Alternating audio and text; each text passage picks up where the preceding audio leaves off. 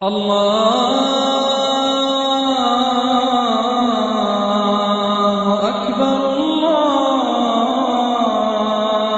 أكبر الله أكبر الله أكبر। এই সূরার কিছু ফজিলত পাওয়া যায়। আপনারা তো সূরার নাম শুনেছেন সূরাতুল ইখলাস। ইখলাস শব্দের অর্থ হচ্ছে সিনসিয়ারিটি, আন্তরিকতা বা একনিষ্ঠতা। যেহেতু এই সূরায় একনিষ্ঠতার সাথে আল্লাহর তাওহীদের ঘোষণা দেওয়া হয়, এজন্য এই সূরার নাম হচ্ছে সূরাতুল ইখলাস। আবার এই সূরাকে সূরাতুত তাওহীদও বলে, যেহেতু আল্লাহর একত্ববাদের ঘোষণা এই সূরায় দেওয়া হচ্ছে, ওয়াননেস অফ গড। আবার এই সূরার একটা নাম হচ্ছে সূরাতুল মারিফা, যেহেতু এই সূরা মারিফা মানে জানা বা চেনা। যেহেতু এই সূরা পড়ার মধ্য দিয়ে আল্লাহর পরিচয় জানা যায়, আল্লাহকে চেনা যায়, এজন্য সূরার নাম সূরাতুল মারিফা। আচ্ছা, এই সূরার অনেক ফজিলত আছে, অনেক ফজিলত। আমরা কয়েকটা ফজিলত আপনাদের সামনে শেয়ার করবো ইনশাআল্লাহ। এই সূরার 1 নম্বর ফজিলত হচ্ছে রাসূল সাল্লাল্লাহু আলাইহি ওয়াসাল্লাম বিভিন্ন সুন্নত নামাজের দ্বিতীয় রাকাতে এই সূরাটা পড়তেন। যেমন ফজরের 2 রাকাত সুন্নত আছে না, ফজরের 2 রাকাত সুন্নতের দ্বিতীয় রাকাতে রাসূল সাল্লাল্লাহু আলাইহি ওয়াসাল্লাম এটা পড়তেন। প্রথম রাকাতে সূরা কাফিরুন, দ্বিতীয় রাকাতে সূরা ইখলাস এটা পড়তেন। মাগরিবের নামাজের যে সুন্নাত, সেই সুন্নাতেরও দ্বিতীয় রাকাতে আল্লাহর হাবিব সাল্লাল্লাহু আলাইহি ওয়াসাল্লাম এই সূরাটা পড়তেন। তাওয়াফ করার পরে 2 রাকাত নামাজ পড়তে হয়, জানেন? ওই 2 রাকাত নামাজে রাসূল সাল্লাল্লাহু আলাইহি ওয়াসাল্লাম প্রথম রাকাতে সূরাতুল কাফিরুন, দ্বিতীয় রাকাতে সূরাতুল ইখলাস পড়তেন। বিতিরের সালাতের শেষ রাকাতে আল্লাহর হাবিব সাল্লাল্লাহু আলাইহি ওয়াসাল্লাম সূরাতুল ইখলাস পড়তেন। এই মর্মে অনেকগুলো হাসান হাদিস আছে। তাহলে কখন কখন সূরাতুল ইখলাস পড়তেন রাসূল সাল্লাল্লাহু আলাইহি ওয়াসাল্লাম, কোন নামাজে? ক্লিয়ার না? ফজরের 2 রাকাত সুন্নত নামাজের শেষের রাকাতে, মাগরিবের 2 রাকাত সুন্নত নামাজের শেষের রাকাতে, তাওয়াফের পরে যে 2 রাকাত পড়তে হয় শেষের রাকাতে, বিতিরের সালাতের শেষ রাকাতে। এই সূরাটাকে আল্লাহর হাবিব সাল্লাল্লাহু আলাইহি ওয়াসাল্লাম সুলুসুল কোরআন বলেছেন, 1/3 অফ দ্য কিতাব। কোরআনের 3 ভাগের 1 ভাগ। সূরাতুল ইখলাস তা'দিলু সুলুসাল কোরআন। সূরা ইখলাস হচ্ছে কোরআনের 3 ভাগের 1 ভাগ। তার মানে আপনি যদি একবার সূরা ইখলাস পড়েন, কয় পারা তেলাওয়াতের সওয়াব? 2 বার পড়লে, 3 বার পড়লে, 3 বার পড়লে 1 খতম কোরআনের সওয়াব। আলহামদুলিল্লাহ। কেউ কেউ বলেন যেহেতু আল্লাহর একত্ববাদের কথাবার্তা কোরআনে 1/3 মানে 1/3 জুড়ে আছে, সেহেতু সূরাতুল ইখলাস সুলুসুল কোরআন মানে হচ্ছে যে কোরআনের 3 ভাগের 1 ভাগে আল্লাহ যা নিয়ে কথা বলেছে সূরাতুল ইখলাসের ভিতরেই সেটা সংক্ষেপে চলে আসছে। এজন্য এটাকে বলা হয় 1/3 অফ দ্য বুক, কোরআনের 3 ভাগের 1 ভাগ। এটার আরেকটা, এই হাদিসটা মুতাওয়াতির হাদিস। সূরাতুল ইখলাস তা'দিলু সুলুসাল কোরআন, এটা এমন সংখ্যক, বেশি সংখ্যক সাহাবী প্রতিটি জেনারেশনে বর্ণনা করেছে, সাহাবী, তাবি। এই হাদিসের ব্যাপারে কোনো ডাউট তৈরি হয় না, কোনো সাসপিশন তৈরি হয় না। খুবই ভ্যালিড এই হাদিসটা, যেটা কোরআনের 3 ভাগের 1 ভাগ। আচ্ছা, আল্লাহর হাবিব সাল্লাল্লাহু আলাইহি ওয়াসাল্লাম আরেকটা হাদিসে এসেছে, এক সাহাবীকে কোবা পল্লীতে ইমাম করে পাঠিয়েছেন। মদিনা মসজিদে নববীর পাশে একটা মসজিদ আছে, মসজিদে কোবা, সেই মসজিদের ইমাম করে এক সাহাবীকে পাঠিয়েছেন। ওই সাহাবীর একটা অভ্যাস ছিল, উনি প্রত্যেক রাকাতে সূরা ফাতিহার পরেই আগে সূরা ইখলাস পড়তেন। ধরেন প্রথম রাকাতে সূরা ফাতিহার পরে ইখলাস, এরপর একটা সূরা পড়তেন। দ্বিতীয় রাকাতে সূরা ফাতিহার পরে আবার সূরা ইখলাস, এরপর একটা সূরা পড়তেন। ধরেন যে জুমার নামাজ 2 রাকাত, উনি ফাতিহার পরে প্রথমে কোন সূরাটা পড়ে নিতেন, এরপরে অন্য যে কোনো একটা সূরা। দ্বিতীয় রাকাতে সূরা ফাতিহার পরে কোন সূরাটা প্রথমে পড়ে নিতেন? ইখলাসের। এইটাই ওনার স্বভাব। প্রত্যেক নামাজে যদি কোনো ইমাম সাহেব শুধু সূরা ইখলাস পড়ে, একটু খারাপ লাগবে না আমাদের? ওনার মুসল্লিদেরও তাই লেগেছে। ওনারা জিজ্ঞেস করলেন, তুমি এটা কেন করো? এরকম না করে স্বাভাবিকভাবে পড়ো। তো উনি বললেন, না, আমি এইভাবেই পড়বো, আমি যেভাবে পড়তেছি এইভাবেই পড়বো, পড়লে পড়ো, না হলে তোমাদের হিসাব তোমাদের। তো তারা যে রাসূল সাল্লাল্লাহু আলাইহি ওয়াসাল্লামের কাছে বিচার দিল যে, ইয়া রাসূলুল্লাহ, দেখেন একজন ইমাম আপনি আমাদের জন্য নির্ধারণ করেছেন, উনি প্রত্যেক রাকাতে সূরা ইখলাস পড়ে, ইন এভরি সিঙ্গেল রাকা সূরা ইখলাস পড়ে। তো রাসূল সাল্লাল্লাহু আলাইহি ওয়াসাল্লাম তাকে ডাকলেন, ডেকে বললেন, ঘটনা কি? তুমি নাকি এরকম করো, প্রত্যেক রাকাতে ফাতিহার পরে আগে ইখলাস দিয়ে শুরু করো, কেন করো? সে বলতেছে, ইয়া রাসূলুল্লাহ, হ্যাঁ, আমি আসলে এমনটা করি কারণ আমি এই সূরাটাকে বড্ড ভালোবাসি। কারণ ফিহি সিফাতুর রহমান, এই সূরার ভেতরে আল্লাহর পরিচয় মেলে, আল্লাহর পরিচয় পাওয়া যায়, যেন সূরাটাকে আমি বড্ড ভালোবাসি। রাসূল সাল্লাল্লাহু আলাইহি ওয়াসাল্লাম বললেন, ঠিক আছে, তোমার অভ্যাসের পরিবর্তন করার দরকার নাই, হুব্বুকা ইয়াহা ইউদখিলুকাল জান্নাহ, এই সূরার প্রতি তোমার এই ভালোবাসাই তোমাকে জান্নাতে প্রবেশ করাবে। আরেক বর্ণনায় এসেছে, তুমি যেমনি আল্লাহর পরিচয় থাকার কারণে সূরাটাকে ভালোবাসো, আল্লাহ জানিয়েছেন যেন তোমাকে জানাই আল্লাহও তোমাকে ভালোবাসে। ফিহি সিফাতুর রহমান, এই সূরার ভেতরে রহমানের পরিচয় পাওয়া যায়, আল্লাহ সুবহানাহু ওয়া তাআলার পরিচয় পাওয়া যায়। তো এই জন্য উনি প্রত্যেক রাকাতে সূরা ইখলাস পড়তেন। আরেকটা হাসান পর্যায়ের হাদিসে পাওয়া যায়, নবম হিজরিতে আল্লাহর হাবিব সাল্লাল্লাহু আলাইহি ওয়াসাল্লাম তাবুক যুদ্ধে অংশগ্রহণ করেছিলেন। আপনারা তাবুক যুদ্ধের নাম শুনেছেন? হ্যাঁ, নিশ্চয়ই শুনেছেন, যারা ইসলামের ইতিহাস, রাসূল সাল্লাল্লাহু আলাইহি ওয়াসাল্লামের বায়োগ্রাফি নিয়ে পড়াশোনা করেছেন। তাবুক হচ্ছে অনেক দূরে মদিনা থেকে, খুব কষ্টের সফর ছিল। তখন খেজুর পেকে সবার ঘরে খেজুর, পাকা খেজুর উঠাতে হবে, আবার প্রচন্ড গরম, আবার সফরের দূরত্ব অনেক বেশি। এই সফরে মূলত কোনো যুদ্ধ সংগঠিত হয়, তাবুক যুদ্ধে কোনো যুদ্ধ হয় নাই। কয়েক সপ্তাহ লাগছে যেতে, কয়েক সপ্তাহ ফিরতে, এতটুকুই। জাস্ট কে পাক্কা ইমানদার আর কারা মুনাফেক, হিপোক্রিট, এটাকে ক্লিয়ার করার জন্য আল্লাহ তাআলা এই যুদ্ধের আহ্বান জানিয়েছেন যে যাও, অ্যাটাক করো, তাবুকে যাও। বিশাল বাহিনী, প্রায় বিশাল একটা বাহিনী যে তাবুকে চলে গেল। রাসূল সাল্লাল্লাহু আলাইহি ওয়াসাল্লাম যখন তাবুক যুদ্ধে ছিলেন, এই অভিযানে ছিলেন, তখন মদিনায় এক সাহাবী ইন্তেকাল করেন, নাম হচ্ছে মুআবিয়া ইবনে মুআবিয়া আল মুজহানি। তো উনি ইন্তেকাল যখন করলেন, রাসূল সাল্লাল্লাহু আলাইহি ওয়াসাল্লাম তো এত দূর থেকে এটা জানতেন না। জিবরাইল ইসলাম এসে বললেন, ইয়া রাসূলুল্লাহ, মদিনাতে আপনার সাহাবী মুআবিয়া ইন্তেকাল করেছে। মুআবিয়া ইবনে আবি সুফিয়ান একজন সাহাবী আছে, উনি নয়, মুআবিয়া ইবনে মুআবিয়া আল মুজহানি। তখন বললেন, ইয়া রাসূলুল্লাহ, আপনি এই ৩০,০০০ সাহাবী নিয়ে এখানেই মরুভূমির মধ্যেই তার গায়েবানা জানাজা পড়েন, আমরাও আছি আপনার সাথে, আমরাও শরীক হব। রাসূল সাল্লাল্লাহু আলাইহি ওয়াসাল্লাম এত দূরে তাবুক থেকেই মুআবিয়া ইবনে মুআবিয়া আল মুজহানি রাদিয়াল্লাহু তাআলা আনহুর গায়েবানা জানাজায় শরীক হলেন। এই গায়েবানা জানাজায় সাহাবাদের সাথে ফেরেশতারাও শরীক হয়েছিলেন, দুই কাতারে, পেছনে দুই কাতার, প্রতি কাতারে ৭০,০০০ ফেরেশতা। জানাজা শেষে, দোয়া শেষে আল্লাহর হাবিব সাল্লাল্লাহু আলাইহি ওয়াসাল্লাম বললেন যে, জিবরিল, ঘটনা কি? মুআবিয়ার এত স্ট্যাটাস, এত মর্যাদা, কি কারণে তুমি দুই কাতারে ৭০,০০০ হলে ১,৪০,০০০ বিশাল ফেরেশতাদের বহন নিয়ে তুমি জানাজায় জয়েন করলে, কারণ কি? কি তার মর্তবা? জিবরাইল আলাইহিস সালাম বললেন, ইয়া রাসূলুল্লাহ, আপনার সাহাবী মুআবিয়ার বৈশিষ্ট্য ছিল তিনি কাইমান আও কাঈদান, দাঁড়িয়ে অথবা বসে, মাশিয়ান আও রাকিবান, আরোহণ অবস্থায় অথবা চলন্ত অবস্থায়, উঠতে বসতে চলতে ফিরতে সবসময় সে পড়তে থাকতো কুল হুয়াল্লাহু আহাদ আল্লাহুস সামাদ লাম ইয়ালিদ ওয়া লাম ইউলাদ ওয়া লাম ইয়াকুল লাহু কুফুয়ান আহাদ। এই সূরাটা ছিল তার ডেইলি ওজিফা, সবসময় উঠতে বসতে চলতে ফিরতে কোন সূরা পড়তো? সূরা ইখলাস পড়তো।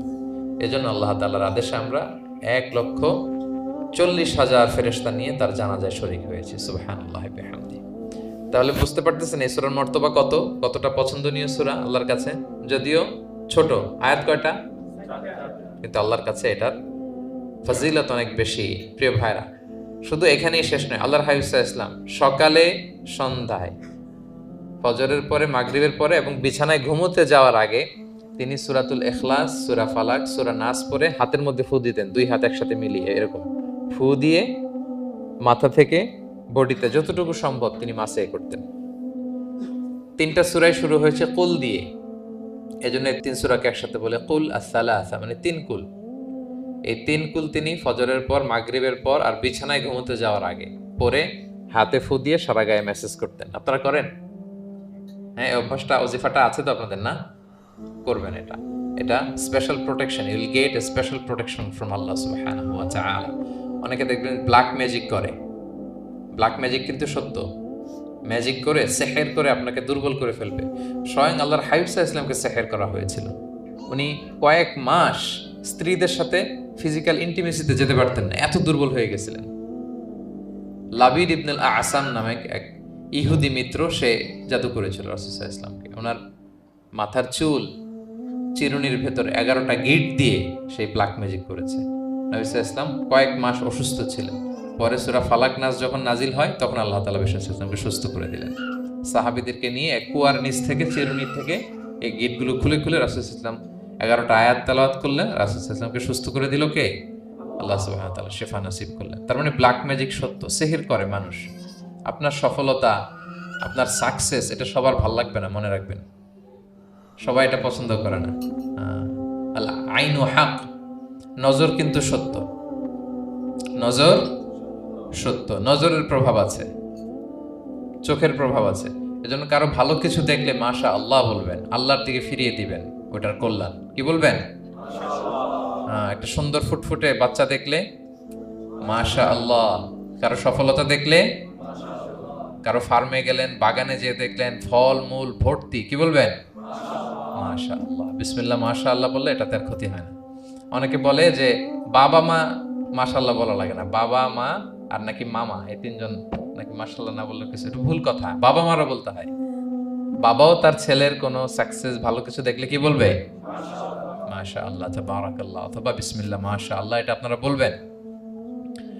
নজরের প্রভাব আছে। আপনি সিম্পলি দেখেন, এই যে আমি আপনাদের দিকে তাকিয়ে তাকিয়ে কথা বলছি, আমি যদি অনেকক্ষণ স্টেয়ারিং করি, কারো দিকে ভেবে তাকিয়ে থাকি, সে ভালো ফিল করবে? কেন? আমি কি তার মারছি, ধরছি, স্পর্শ করছি? কিছুই তো করলাম, শুধু আমি তার দিকে তাকিয়ে আছি। তার মানে এতেই সে অস্বস্তি ফিল করতেছে। ধরেন যে আপনি কোন একটা প্রোগ্রামে বসে আছেন, আপনার পাশে যে বসে, আপনি তার দিকে এরকম 10 মিনিট তাকায় আছেন, কোনো কথা ছাড়া শুধু তাকিয়েই রইলেন, তার কি ভাল লাগবে বলেন? সে কি কমফোর্টেবল ফিল করবে? সে ভয় পাবে, সে ভয় পাবে, অস্বস্তি ফিল। আপনি কিছুই করেন নাই, না তাকে টাচ করেছেন, না ধরেছেন, ছুঁয়েছেন, কিন্তু শুধু তাকিয়ে আছেন। দেখেন নজরের কি প্রভাব। আল্লাহ আইনু হাক, নজর সত্যি। এজন্য কারো সাকসেস দেখলে আমরা সবসময় যেন মাশাআল্লাহ বলি। মাশাআল্লাহ ঠোঁটের সাথে মিলিয়ে রাখবেন। ভালো দেখলে কি বলবেন? মাশাআল্লাহ, মাশাআল্লাহ, বিসমিল্লাহ মাশাআল্লাহ, মাশাআল্লাহ, তাবারাকাল্লাহ, এটা বলবেন। তাহলে আল্লাহর হাবিব সাল্লাল্লাহু আলাইহি ওয়াসাল্লামকেও সেহের করা হয়েছিল। এজন্য এই সেহের থেকে, ব্ল্যাক ম্যাজিক থেকে, আইন মানে জেলাসি, মানুষের নজর দিয়ে যে হিংসা করে, এই জেলাসি থেকে, মিন শাররি হাসিদিন ইযা হাসাদ, হাসাদ থেকে, মিন কুল্লি মাকরুহিন ওয়া শুরুর, এসব ক্যালামিটি, ডিজাস্টার, এগুলো থেকে পানা হিসেবে আপনি এই ওয়াজিফাটা করবেন। 3 কুল, কুল আস-সালাসা, 3 কুল। আমার সাথে সাথে বলেন, কয় কুল? 3 কুল। কি কি? সূরাতুল ইখলাস, সূরা ফালাক, সূরা নাস। এই 3টা পড়ে ফজরের পর, মাগরিবের পর আর ঘুমোতে যাওয়ার আগে হাত দুইটাকে একসাথে করে পরে লম্বা একটা ফু দিয়ে মাথা থেকে মাসাজ করবেন সারা গায়ে। পারা যাবে ইনশাআল্লাহ বিইذنিল্লাহ। এবং আম্মা জান আয়েশা রাদিয়াল্লাহু তাআলা আনহা বলতেন, আমি যখন কখনো অসুস্থ হয়ে যেতাম, অসুস্থ হলে রাসূল সাল্লাল্লাহু আলাইহি ওয়াসাল্লামকে যে যখন কমপ্লেইন করি, ইয়া রাসূলুল্লাহ আমি তো অসুস্থ, রাসূল সাল্লাল্লাহু আলাইহি ওয়াসাল্লাম আমাকে এই আমলটা করতে বলতেন। মানে আয়েশা, তুমি সূরাতুল ইখলাস, সূরা ফালাক, সূরা নাস পড়ে সারা গায়ে কি করো? ফু দাও। আলী রাদিয়াল্লাহু তাআলা আনহু বর্ণনা করেন, আল্লাহর হাবিব সাল্লাল্লাহু আলাইহি ওয়াসাল্লাম একবার নামাজ পড়তেছেন, নামাজে তিনি সিজদারত অবস্থায়, ইন দ্য মিন টাইম লাদাগাতহুল আকরা, একটা বিচ্ছু রাসূল সাল্লাল্লাহু আলাইহি ওয়াসাল্লামের আঙ্গুলে কামড় দিল। বিচ্ছু, বিচ্ছুর কামড় খাইছেন? হ্যাঁ, কেমন লাগে? খুব আরাম লাগে? হ্যাঁ, খুব যন্ত্রণা হয়, অনেক যন্ত্রণা হয়। রাসূল সাল্লাল্লাহু আলাইহি ওয়াসাল্লামকে যখন কামড় দিল নামাজরত অবস্থায়, রাসূল সাল্লাল্লাহু আলাইহি ওয়াসাল্লাম খুব যন্ত্রণা পেলেন, ব্যথা পেলেন। এই বিচ্ছুটারে লানত করলেন। সাধারণত লানত করতেন না, তিনি বলতেন লানাতুল্লাহি আলাল আকরা, এই বিচ্ছুর উপর লানত, লা ইয়াদাউ নাবিয়ান ওয়ালা গায়রা। এই বিচ্ছু নবীও চিনে না, মানুষও চিনে না, মানে কোথায় কামড় দিতে হবে এটাও বুঝতেছে না। শুধু নবী না, সব নবীদের নবী, উনারা কামড় দিয়ে ফেলছে। তাই আল্লাহর পক্ষ থেকে পরীক্ষা ছিল, কেয়ার করা। উনি ভর্ৎসনা করলেন, লানত করে বললেন নবীও চিনস না, মানুষও চিনস না, কামড় দিয়ে খুব কষ্ট পাচ্ছেন তিনি।